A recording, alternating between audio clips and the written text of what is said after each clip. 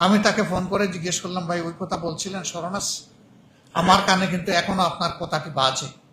তিনি চুপ, আমাকে কোনো রিপ্লাই করলেন। এক বড় দলের বড় নেতা আমাকে বললেন, কি হলো ভাই? আমি আপনি বলেন। This is miracle.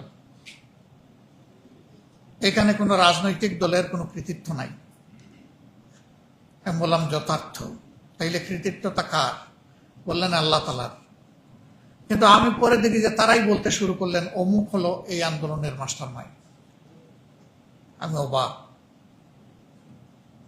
সেই দিন বললেন কি, এখন বলেন কি? আমি তাকে ফোন করে জিজ্ঞেস করলাম, ভাই ওই কথা বলছিলেন শরণাস, আমার কানে কিন্তু এখনো আপনার কথাটি বাজে। তিনি চুপ, আমাকে কোনো রিপ্লাই করলেন না।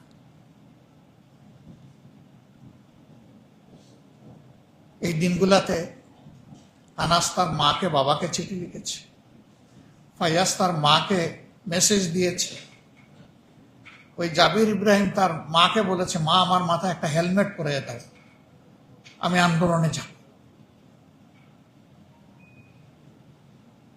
এরকম ছোট ছোট বাচ্চা, অবুঝ বাচ্চা, তারা মাকে বলেছে, আমি স্বার্থপরের মতো ঘরে বসে থাকতে পারি না। জাতির আজাদের জন্য আমার বড় ভাইয়েরা, সহপাঠীরা, এমনকি অনুজরা যেখানে রাস্তায় নেমে গিয়েছে, আমি স্বার্থপর হয়ে, কাপুরুষ হয়ে, তোমার ওই সন্তান হয়ে আমি বাঁচতে চাই না। উত্তরার রাস্তায় দেখেছেন আপনারা, এখনো রিলটা বাসে। ছোট্ট একটা ছেলে, ধারণা করে 6-7 বছর বয়স। তাকে সবাই গিয়ে বলতেছে, তুমি চলে যাও। কেন চলে যাবো? কয়ে যে তুমি কেন এখানে থাকবো? কয়ে যে আমি আন্দোলন করতে আসছি।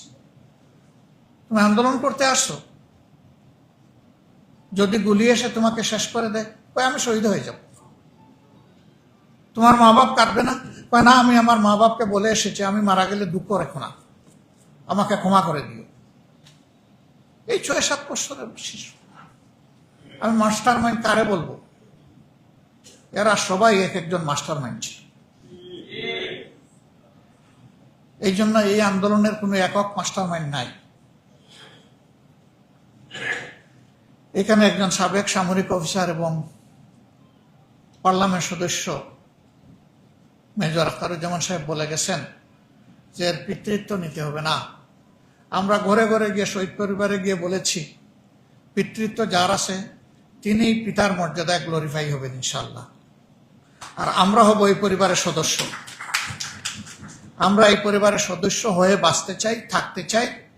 এই পরিবারকে নিয়ে আমরা, পরিবারগুলোকে নিয়ে আমরা গর্ব করতে চাই।